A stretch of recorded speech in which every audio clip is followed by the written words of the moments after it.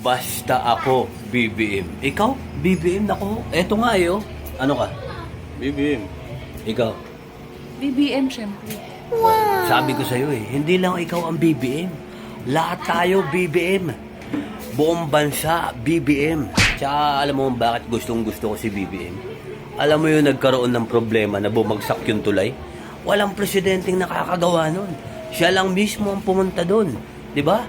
Nakita nyo kung paano niya i-demonstrate ano yung kahinaan ng tulay na yon, kung paano tinipid yung tulay na yon. Tsaka eto lang eh, siya lang yung presidenteng alam niya kung ano yung bakal na ginawa, alam niya kung ilang tons ang dapat dumaan. Tsaka isa pa, yung design na yun, napakaganda talaga. Pero hindi siya nakadesign para sa kotse.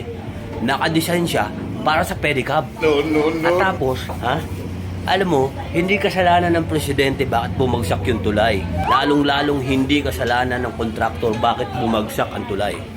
Bakit bumagsak ang tulay? Kasalanan ng truck. Kasi ngayon tulay nakadesign pang pedicab. My goodness.